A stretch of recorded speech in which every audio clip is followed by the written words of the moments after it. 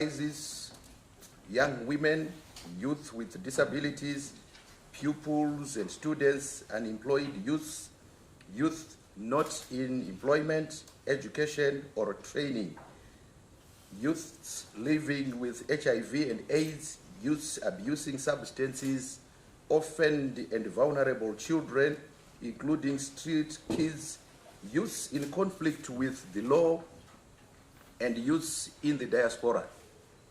In particular, critical focus will be placed on the urgent issue of youth not in education, in employment or training, who constitute approximately 42% of the targeted youth population.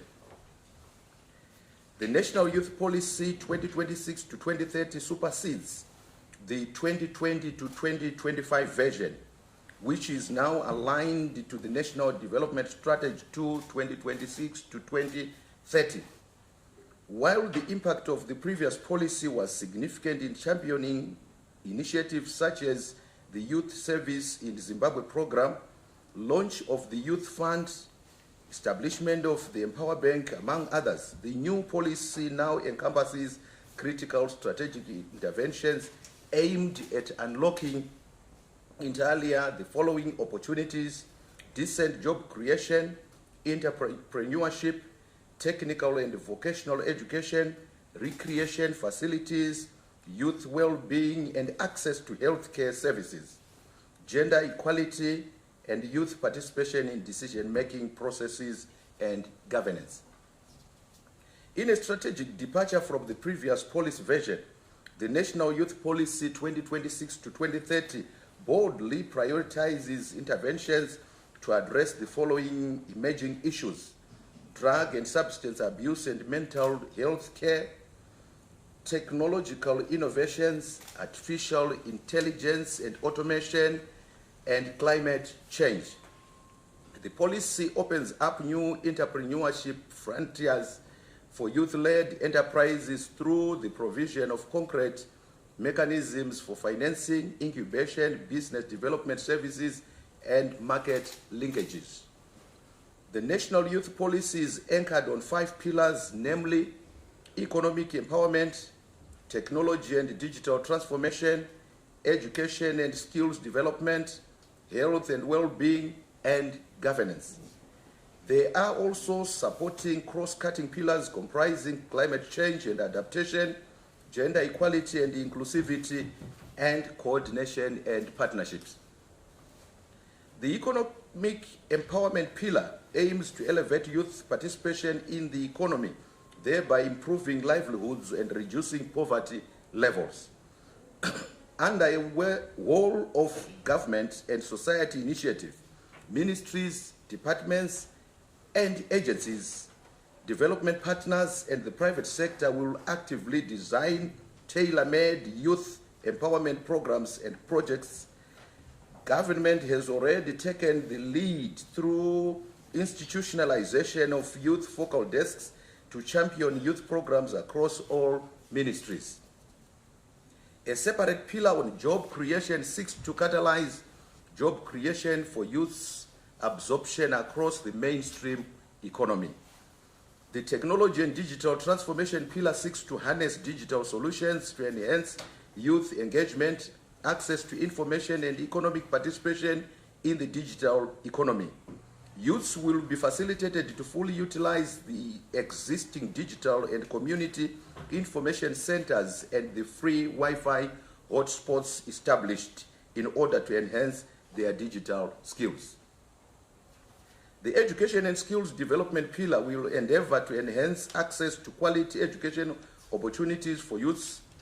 It will ensure that the youths acquire a diverse range of skills, including academic, vocational, technical, and digital competencies. The pillar advocates for competence-based education and training to equip youths with skills for the future. Pertaining to the health and well-being pillar, the objective is to improve the health and well-being of young people, including addressing alcohol, drug, and substance abuse. The pillar will be executed through facilitating access to comprehensive sexual and reproductive health rights information and services, innovative health care and financing, and mental health support and wellness programs. Under the governance pillar, ministries, departments, and agencies will be obligated to fully integrate youth programs for enhanced participation in the country's national development and decision-making processes. A regulatory and legal framework will support the initiative. A youth bill will be promulgated to give effect to all these plans. The national youth policy will be premised upon a robust monitoring, evaluation, accountability, and learning and communication plan and financial architecture to support the implementation of the results-oriented plan. Cabinet noted and approved the National Career Guidance Policy as presented by Vice President Honorable Colonel Retired Dr. KCD Mohadi, Chairman of the Cabinet Committee on Social Development. The approved National Career Guidance Policy addresses long-standing challenges such as fragmented service delivery, capacity and resource shortages, and the persistent disconnect between education and the labor market. The policy will empower individuals, particularly youths and marginalized groups, with personalized support, timely and accurate labor market intelligence, and tools to make informed future-ready career decisions that will underpin sustainable national economic growth. The policy will align education and training through the harmonization of curricula and training programs with current and future labor market needs across all educational levels in Zimbabwe, from early childhood through to tertiary education, facilitate informed choices by empowering individuals with accurate, up-to-date career information to support aspirational and market-relevant decisions, and promote inclusivity and equity by ensuring that career guidance is accessible to all vulnerable groups. It will also strengthen the development and integration of robust labor market information systems accessible digitally in real time, professionalize career guidance services by establishing national standards, accreditation, and continuous training for career guidance practitioners, and enhance multi-stakeholder collaboration through fostering partnerships among government, education, industry, civil society, and development partners. The National Career Guidance Policy will be anchored on 5 pillars, namely policy and coordination, service delivery and accessibility, continuous professional development and capacity building, information and labor market intelligence, and monitoring, evaluation, and quality assurance. A sustainable, robust, and balanced financing model will be adopted to enable effective rollout, scalability, and long-term impact of the policy. Cabinet noted and approved the online child protection policies presented by Honorable Vice President Dr. Mohadi as Chairman of the Cabinet Committee on Social Development.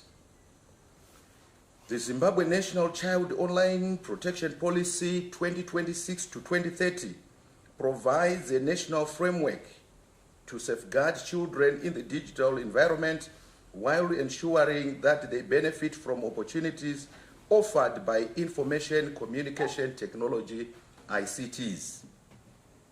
While the internet presents enormous opportunities for children, it has inadvertently increased children's exposure to online sexual exploitation and abuse, cyberbullying, harmful content, grooming, sextortion, and privacy violations. Against this backdrop, the policy will achieve inter alia the following: to provide a single national framework for government, private sector, academia, and communities at large in keeping children safe online, to ensure that all decisions and matters relating to children's experiences in the digital space are aligned with the Constitution of Zimbabwe and Children's Act, Chapter 5.06, and promote accountability in all sectors of the society, conditions and practical steps to mitigate online risks that children may face. The online child protection policy is anchored on 9 strategic focus areas, namely institutional capacity, legal and regulatory framework, prevention, response and support mechanism, technical control and corporate responsibility, education, public awareness and communication, research and development, global cooperation and leadership, and monitoring, evaluation, and learning. Each of these pillars is underpinned by clear policy actions to achieve the intended objectives. Going forward, government will promulgate relevant legislation with enforceable sanctions in order to safeguard the children. Meanwhile, government exhorts communities, parents, and guardians to play a central role in monitoring the activities of children while they are online. Cabinet considered and noted the principles of the amendment of the Water Act as presented by the Minister of Agriculture, Mechanization and Water Resources Development, Honorable A.J. Masuka. The principles have been necessitated by the need to realign the Water Act to the Constitution and to update the Act such that it becomes relevant to the current development agenda, as water is essential for developing all sectors of the economy. The judicious management and equitable allocation of water, while preserving every water source for the benefit of future generations, has become an imperative. The amendments are designed to transform the Water Act from primarily a resource management law into a more comprehensive legal framework that integrates constitutional imperatives, economic considerations, environmental sustainability, institutional accountability, and stronger regulatory oversight. Cabinet noted and approved the Zimbabwe National Water Authority Amendment Bill as presented by the Minister of Agriculture, Mechanization and Water Resources Development, Honorable Dr. A.J. Masuka. The principles for the amendment of the Zimbabwe National Water Act, Chapter 20.25, seek to engender sound corporate governance principles in line with policy, legal, and constitutional developments.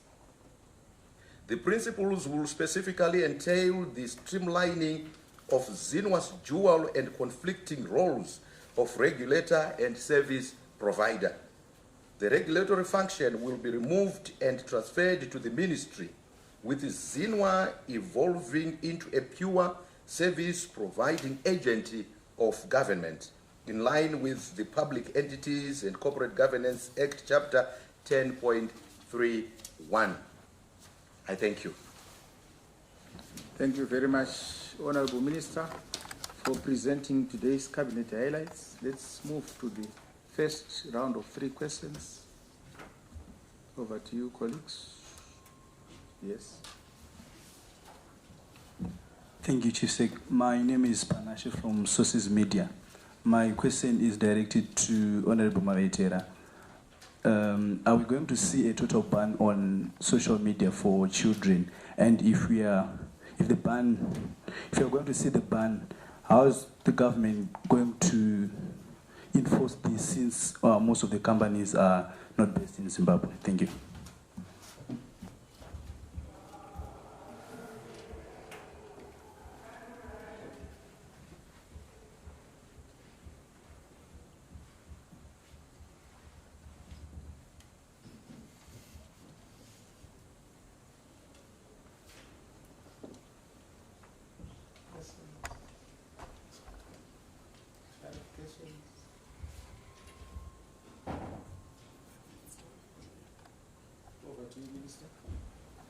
Thank you, Chief Secretary. The first question from Panashe is directed to the Minister of ICT, Honorable Minister Mavetera. Thank you very much, Honorable Chair. Let me also thank Mr. Panache from Sources Media for that very important question. As government, what we have done is we have come up with mechanisms on how we can be able to monitor what children are doing and how we can also make sure that they use social media responsibly. So because of that, we have not really said we have banned, but what we have done is we have really come up with mechanisms which we need to put in place. The mechanisms that we suggested within the policy include for us to make sure that there is infrastructure which is put in place, and this infrastructure is supposed to monitor and also see what children will be doing online. There are various applications that we have where we can be able to look at what each child is doing online. And we believe that this is a collaboration, not for us as government to come in and say, yes, we are banning, but we need to collaborate. So therefore, we think the mechanisms we've also put in place is to make sure that parents, children, and the whole ecosystem works together for us to make sure that there is responsible use of social media. We also need our telco players to also play a part. They need to also commit to say that we are also going to assist government in pursuing this. And also we need to look at regulations, how we can also come up with standards of compliance, how we can also come up with laws to make sure that any perpetrators will be brought to book. We also need at the same time to look at reporting mechanisms. Maybe we need to suggest even in let's say maybe a hotline or anything of that sort.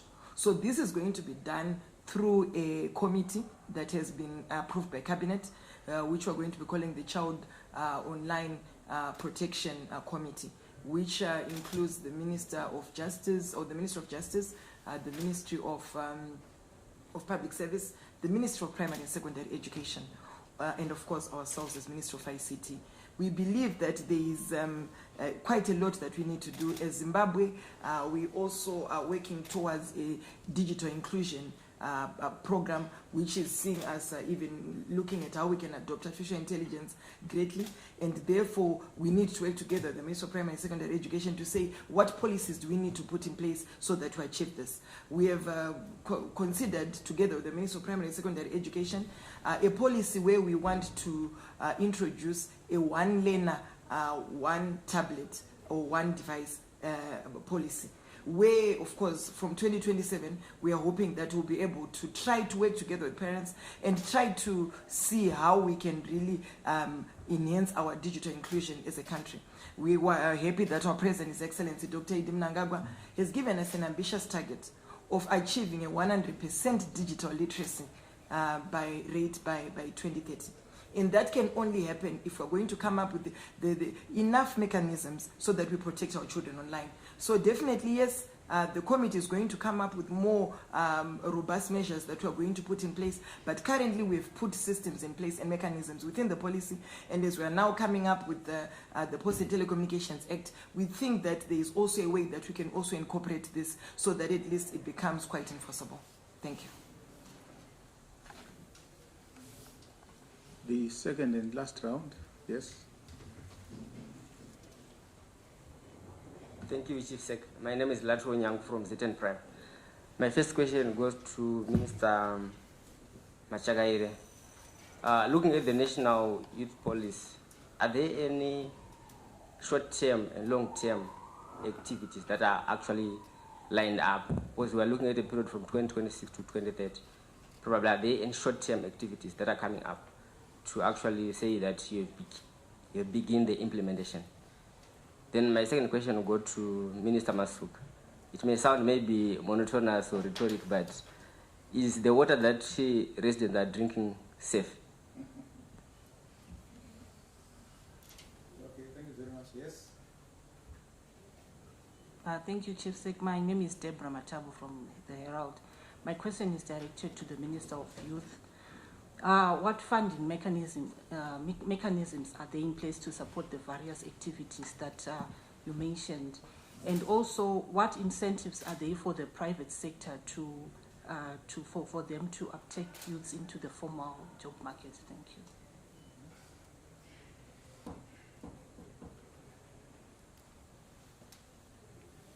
Over to you, Honorable Minister. Thank you, Chief Secretary. First question is directed to the Minister of Minister Machakaire from Latwell Nyangu, and if you could then tackle another question again from Deborah, Honorable Machakaire.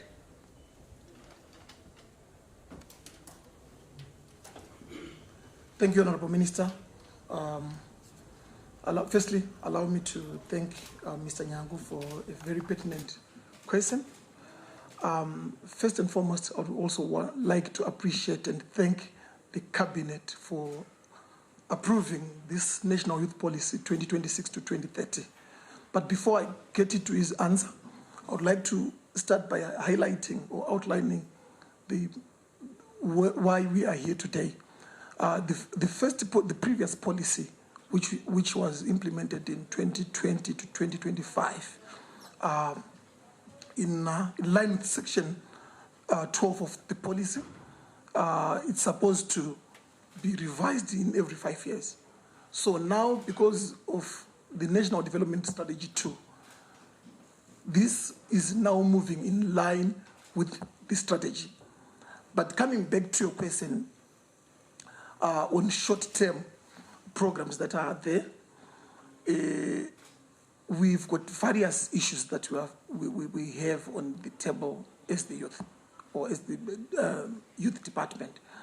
Number one, there are critical issues that are emerging: the issue of drugs and substance abuse, mental health, youth unemployment, and low youth participation in decision-making processes. So, how do we address such challenges? Number one, there are certain initiatives that are in place, that are already in place, that are short-term, and there are also certain initiatives that are long-term. This is why we are now moving in line with the National Development Strategy 2, which strictly outlines the issues that we have raised.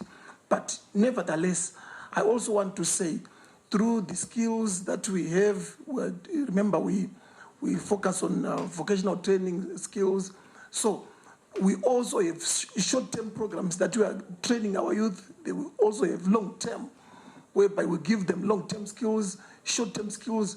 So this is how we are trying to address the issues of youth-related initiatives and programs that are coming up. Then secondly, I want to respond to Deborah on what funding mechanisms are in place. Remember, we have our Youth Empowerment Bank. Last month, we launched the $1 million fund. And previously, there was lack of communication between the ministry and the youth. But now, coming up with this, we also want to make sure that there's proper communication. Next week, we are going to announce the list of the beneficiaries of the allocated funding. And going forward, we want to make sure that there's proper communication, there's proper linkage between the youth and the ministry. So I want to also promise you that the issues that we have as a ministry relating to the youth empowerment, we've got so many programs that are already in place, and I want to also appreciate and thank His Excellency the President for making sure that he supports the youth constituency more than ever before. So, when it comes to funding as well, we've identified those that are underprivileged in the rural areas and also in the cities. So, by the time we're going to announce next week, you are going to see that there is no one who is going to be left behind, either those in districts, those in the remote areas, those in the urban areas. They're also going to be included. So we want to make sure that we do it in black and white and make sure that everyone is included. No one is also out of the box in terms of empowerment and also in terms of funding. I so submit.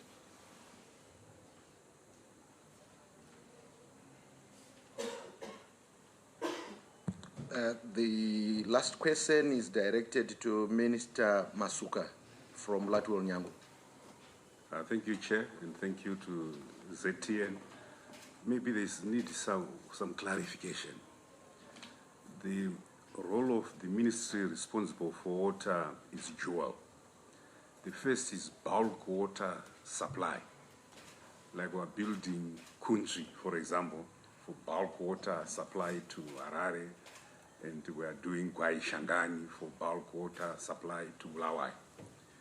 The treatment and conveyancing of urban water is the responsibility of the local authority.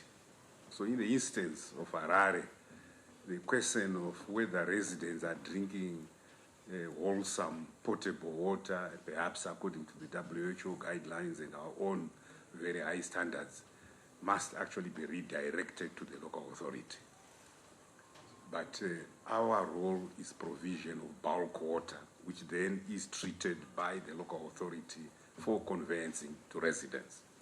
Having said that, there are instances where government takes the responsibility of constructing impounding the waters and building the infrastructure to dam, but also to conveyance, to treat and distribute the water.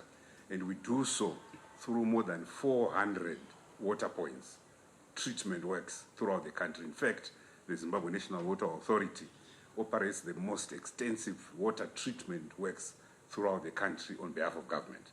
So we focus on small satellite centers, Morambinda, Gutu, Chivu, and we conveyance to those areas. And we build capacity of the local authorities so that when they build capacity, competence, they are now able to run that operation, they take over the treatment and also the distribution of that water. So that's the dual role that we play as a ministry. But I guess the question was redirected to the larger urban authorities where that responsibility rests with the urban local authority. But if there is any specific question, perhaps outside this forum, we can try and tackle that. Thank you very much. Thank you very much. Let me thank members of the Fourth Estate for the questions and the honorable ministers for responding to those questions. We've come to the end of today's post-cabinet press briefing. Thank you very much. Chair.